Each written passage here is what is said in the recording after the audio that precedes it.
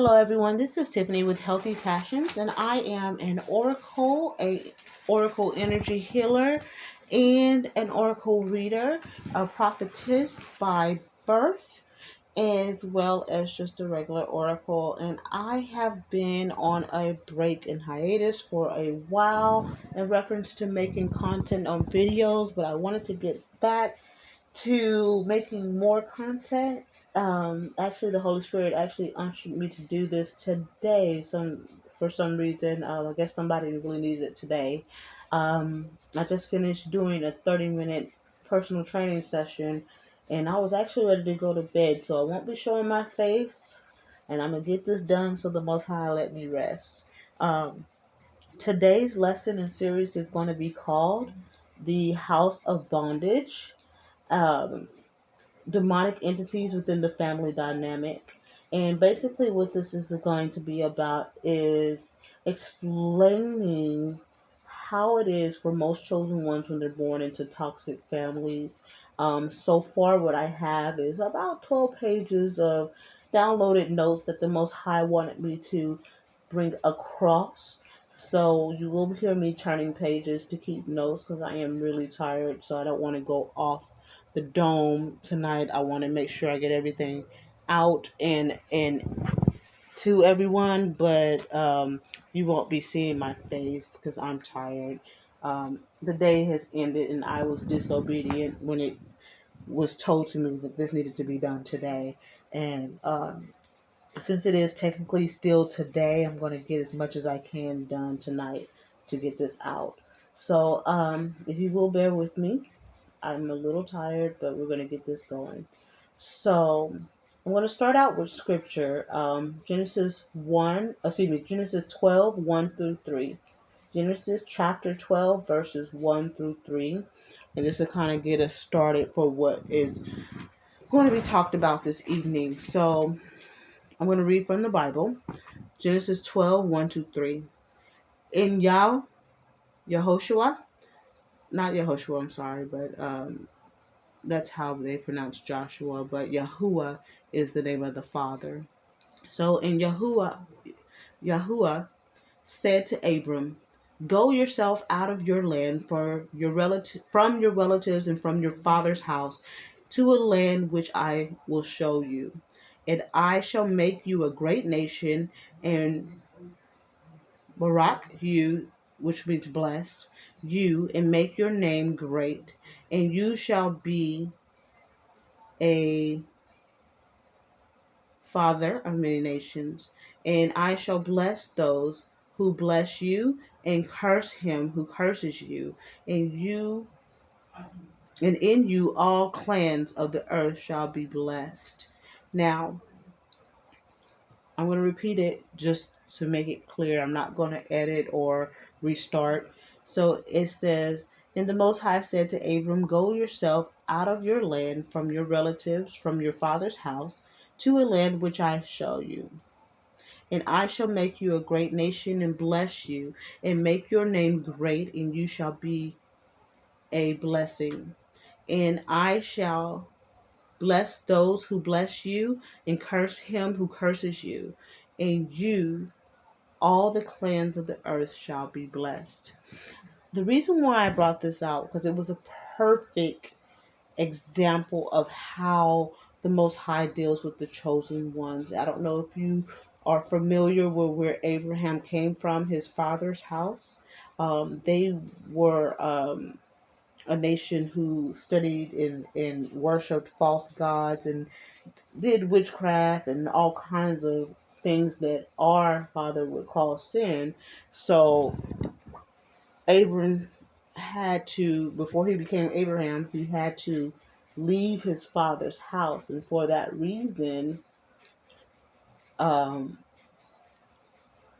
because of their adulterous ways, for that reason, he had to leave in order to be blessed. And that is kind of how it is for a chosen one. It's not kind of, it is how it is. Most of us are born into toxic families that we would have to be isolated from for a period of time in order for the Lord to develop our character, develop our spiritual gifts, and lead us into purpose so that we can do what we were called to do before we were born, to bless many people with the Most High, and the message that He has, or the mission that He has for us. So I thought that was a great example. Read the whole story; it's very, very interesting. It coincides a lot with the chosen one's journey.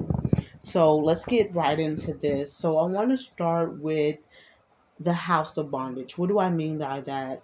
I mean that it all starts with the family.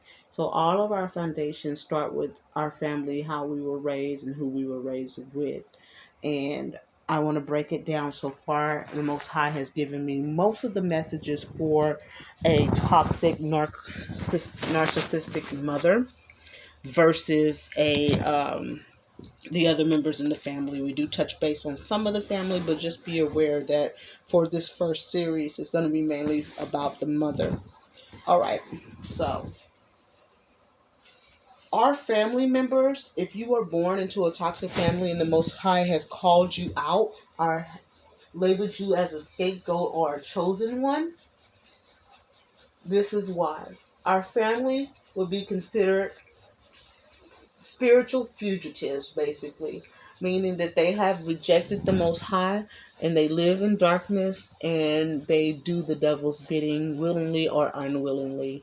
It doesn't matter. They are with outside of God's law, and they are doers of iniquity or living in darkness. They're lost souls. Okay? So, with that being said, your family that are toxic towards you are harvesting your energy and your resources for themselves, because they are soulless and can't manifest anything but chaos, destruction, and death like their father, the devil. So, if you notice the demonic people in your family, they are like their father. They lie, they're destructive, they cause havoc in situations, and they are very much like their father. Though we are related by blood in most cases, in some cases we are not, but we'll get into that later. But although we are related by the blood, the spirit in us is different.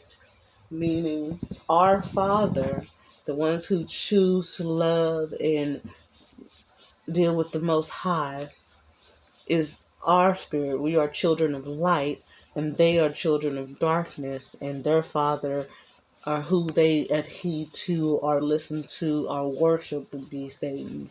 Okay? Uh, how this can look. A lot of times the family members can be controlling. They're constantly trying to control what you do, what you say, who you are with in a relationship, where you work.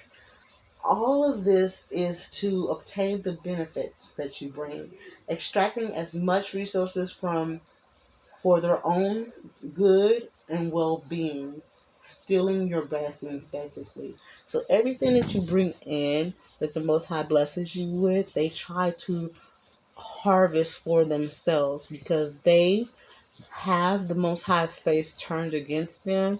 They cannot manifest for themselves. A lot of times you will see that they don't really accomplish much as far as their goals or as far as their purpose, because they cannot in the state that they are in. So what they do is they try to hold you down and hold you back and take what's yours. Um, a lot of times these number two, a lot of times these family members purposely give you bad advice and create an environment that promotes your addictions and your vices. So you'll see this as, let's say the Most High sends you a friend or a God ordained spouse, and your whole family just don't like this person. They don't never give you a reason why that person hasn't done anything to them. And you have spent time with this person and you know that they're a good person. They'll purposely tell you, I don't like that person. Don't date that person. And it's horrible advice, because that's what the Most High has for you, to bless you. But they want you to stay away from that blessing so that they can use and abuse you. Another thing that they do is they promote your addiction and vices. Let's say you have a weed addiction.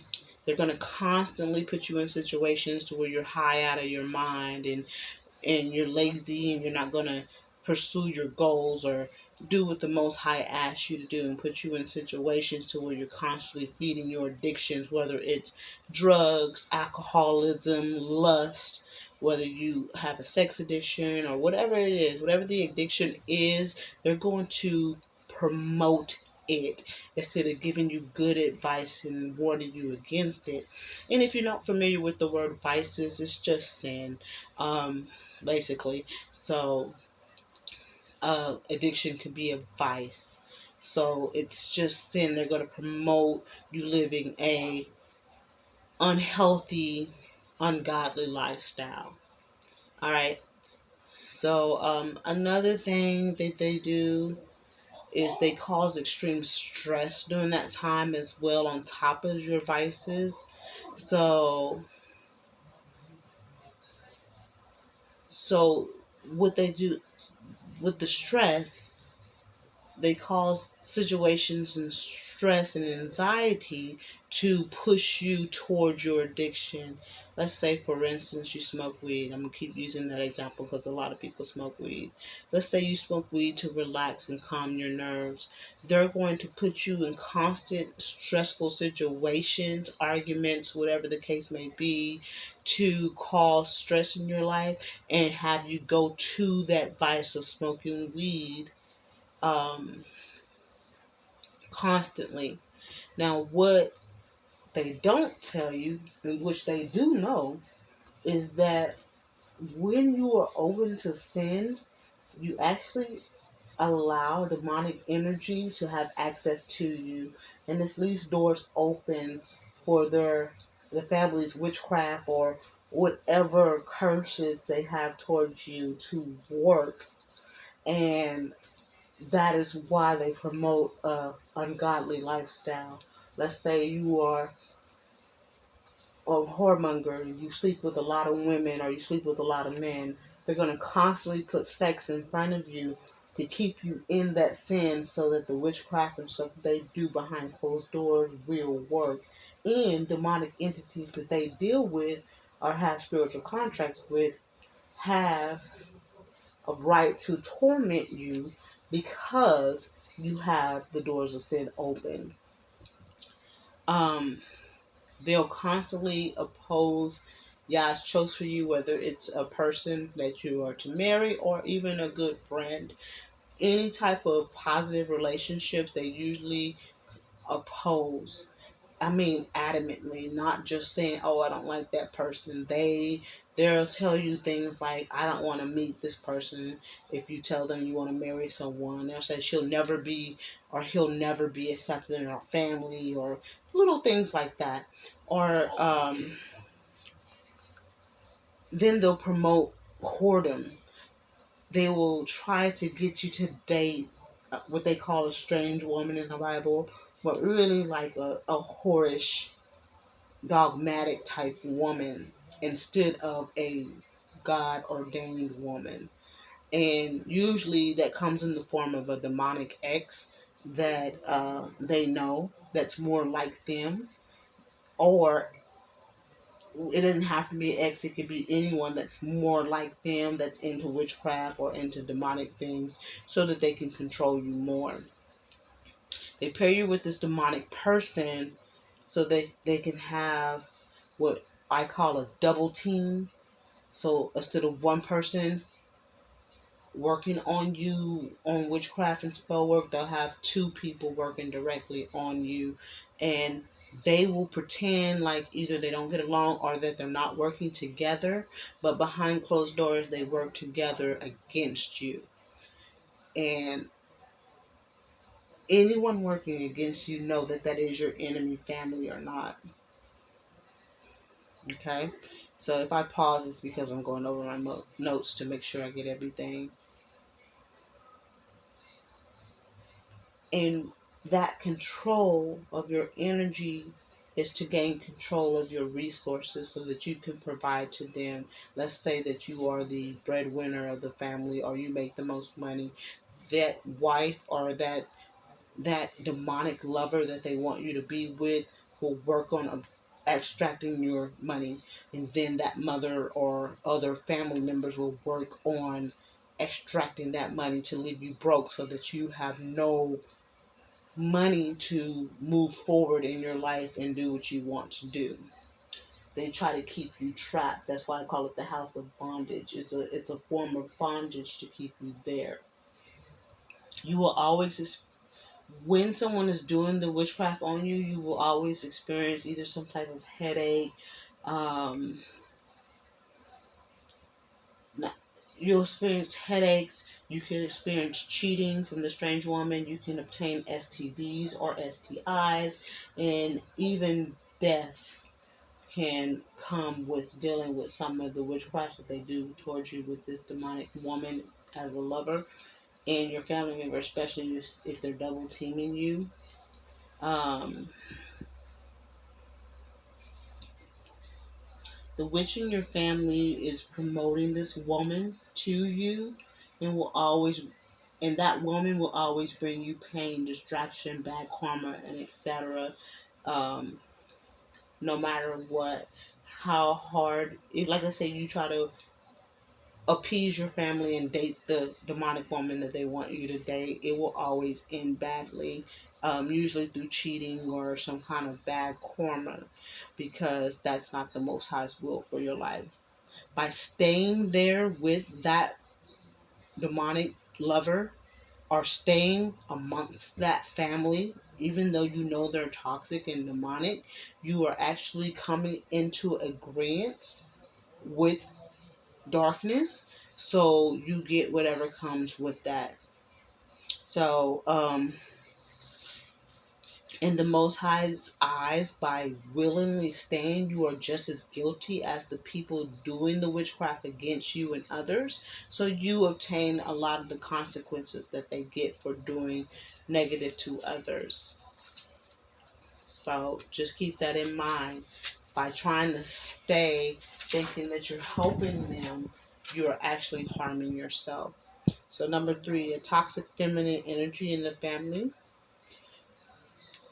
I'm going to go in depth here. It is very common. All right. So I like to call it the mother wound. It's when you have a narcissistic mother that is selfish, controlling, invasive, extremely jealous, envious, demonic, and hates other feminine energies that are healthy energies. She only likes to deal with women like herself, or she doesn't like to deal with women at all. She has a very unhealthy relationship with other women, whether they're in the family or not in the family. She's just not willing to have a healthy relationship with other women. All right. So it could be a narc mother. That has, let's say for instance, this is kind of how she deals with her children. I'll do daughters and then sons. So a narc mother with a daughter, she'll tend to be different with both children. You will see this mother competing with her daughter. She may sleep with her daughter's lovers, be extremely jealous, hate who the daughter has in their life. Anyone who shows their daughter love or that is a positive influence on her daughter, she hates that person and she will do anything to destroy that relationship.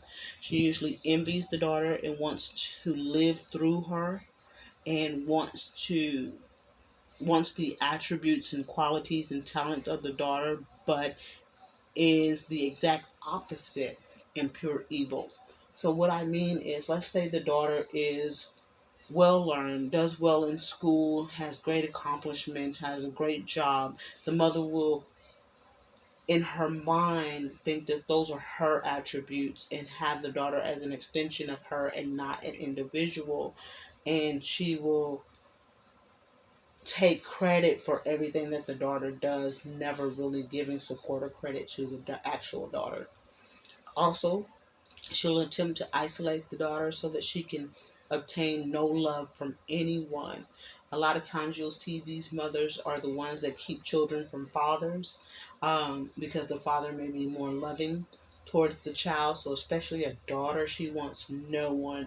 So, she tells the daughter things like, your friends are jealous of you, you can't trust no woman but me, or your boyfriend's cheating, or whatever the case may be. She may even physically, like I said before, cheat with the daughter's lover.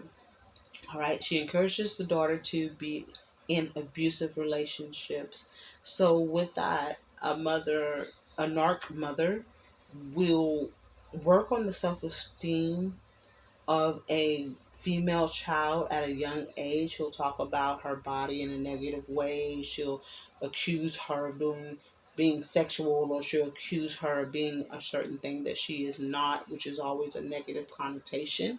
And then she will start putting that in that child's mind at an early age. So by the time she's a teenager or even grown, she has really low self-esteem. So she's going to choose an abusive partner that's similar to the mother herself.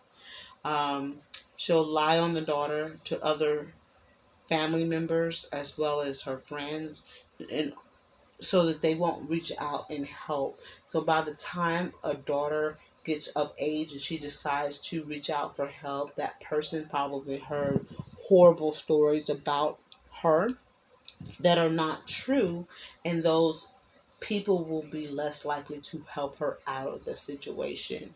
The narc mother is verbally, mentally, and spiritually and emotionally abusive to the daughter at all times. There is never a time where she will show the daughter love. She keeps her in a low self esteem and low self love. So she doesn't feel worthy of love. Okay?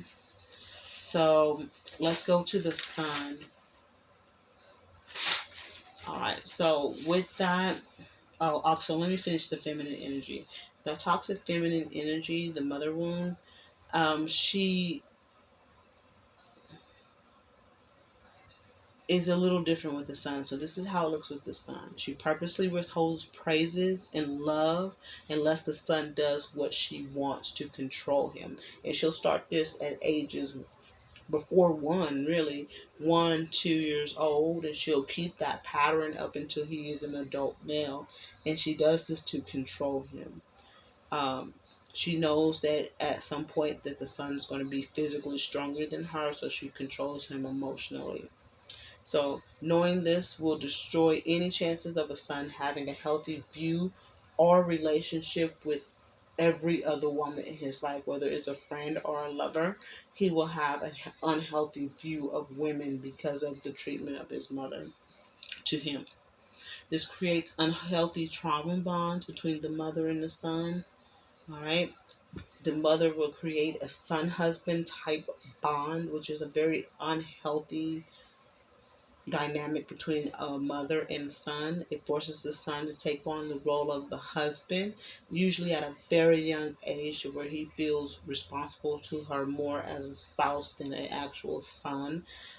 She doesn't spend time to develop him from a young man to a man, so he has to grow up very quickly. And in some cases, they have been known to be sexually abusive to their own sons. That's usually more rare, but it does happen. Um, she has the son providing as a spouse, so she'll have the son get a job, I would say, at like 12, 13, 14 years old, and say, you are the man of the house, you're responsible for the bills, while she does whatever she wants with her money. That's not okay, because she's controlling his finances at an early age. So when he becomes older, she'll still have control over his finances. Um, she makes the son emotionally dependent on her, um, instead of a husband, whether the husband is in the house or not. She will come to the son for her needs versus the husband. She'll spend most of her time with the son versus her husband. She'll have the son responsible for her needs versus her husband, whether he's in the house or not. She discourages um, the son from moving forward to start his own life. So when he does become of age, I would say starting around 16 to about 21, when he becomes of age and he starts to want to venture out and maybe possibly start a family of his own, she discourages it profoundly.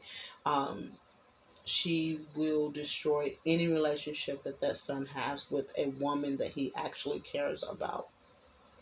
All right. She tries to control the son's resources to make it impossible for him to move out and support himself. So this looks like this. A lot of times she'll say, I want you to be responsible for my rent, my bills, and all of that. No, you can move out, but you still have to pay for my household and then another household, which in this economy is usually pretty bad. In most cases, most men can't afford to take care of two households completely. And the mother knows that because the man is expected to have certain duties towards his wife and children. And most of his resources were to go to that in a natural relationship, in a normal relationship.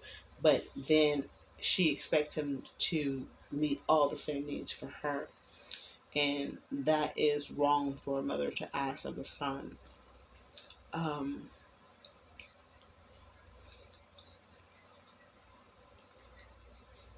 she'll create an illusion that she is the only female worthy of his love and respect.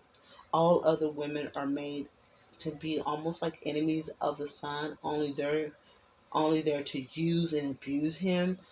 And she's his mother, so she is the only one that gives him the correct love and has his best interests at hand. She creates an illusion as if other women are not capable of being trustworthy and worthy of love and respect. And while doing that, she abuses the son and treats him horribly, calls him names, misuses him, probably physically, mentally, and emotionally abusive, but yet telling him this is me loving you.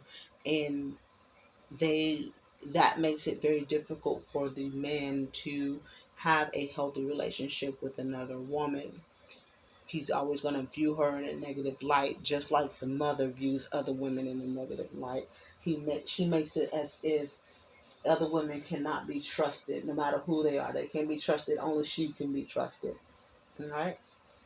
She abuses her position as his mother by saying, I gave birth to you, so you have to do whatever I say. And that includes marry who I say, work where I say, invest in what I want you to invest in. I have to be able to control your entire life because I am your mother. Because, and she only does this to secure the son's financial resources to provide for her in the future. She's training him at an early age to take care of her, even at the detriment of himself. Even if he can't take care of himself, he's going to automatically, because of the years and years and decades of abuse, give to her first.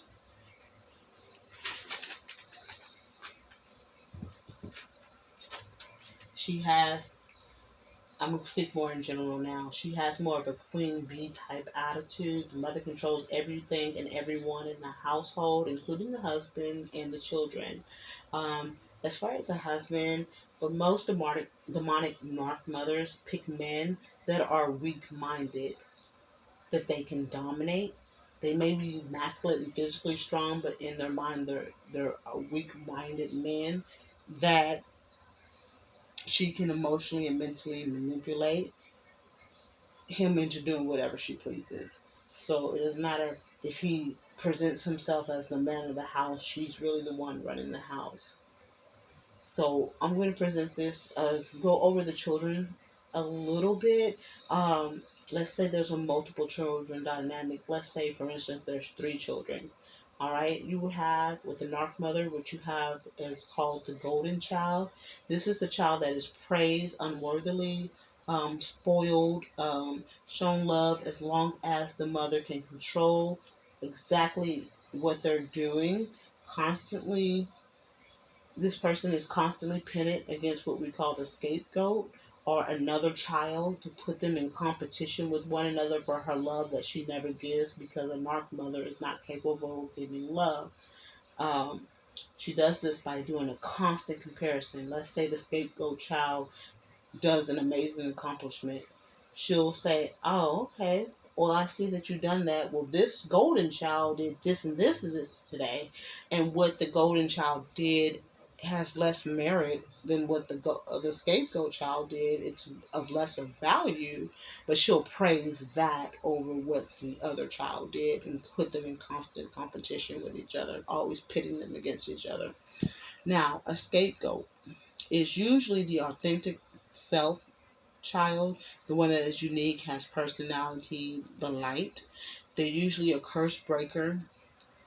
This child is usually blamed for everything, lied on, mistreated and abused, ignored, unloved, betrayed by multiple family members repeatedly, expected to forgive repeatedly, even though they're purposely offending this person. So the scapegoat is usually the chosen one, and I'll get into the more of that later to kind of describe the dynamic of a scapegoat child. This child usually keeps to themselves. They usually kind of raise themselves because they're not given any life skills on purpose, so that they can always be dependent on the mother and kind of stay there and take care of her. If there is a third child, the third child is used to pin against the others, and sometimes they'll go back and forth, making the third child the golden child, and pit just to pit against the chosen child. Okay, usually it's just a replacement, and the kids are constantly either in competition or fighting, based on trying to get the mother's affection. So we're going to talk a little more how a toxic narc mother controls the family through manipulation, emotional and verbal abuse, and witchcraft. All right, so let's go. How emotional manipulation can look. It can look. I'm gonna give you a list. So she can reward a member in the family. She can award them by giving the illusion of love and praise. Remember, this is a demonic person. They don't have love. Love is not a part of their personality. They cannot physically give love. So they will use or mimic love to a family member and pit that person against others in the family. They'll weaponize their tears against a spouse and children. Um, Especially with the sons and husbands. Most men don't like to see the women in their family, especially their mother, cry. So they will cry to get their way, or to get them to change their opinion on something, or to get them to do something that they want, something they desire. She'll use obsessive anger to control the choices by the family members. So if this mother does not want you to do something, she'll get extremely angry and go overboard, maybe even be abusive in language or physically, to stop you from making a choice that's actually good for you and a step in the right direction for you. She'll neglect all of the children until it benefits her. If it is something to, let's say you get a bonus check, she won't neglect you then because she needs to obtain that money. But let's say you're just getting your regular check, she'll ignore you every day and neglect you, but still get that money. But unless you're doing something extra or something accomplished that benefits her, she will not show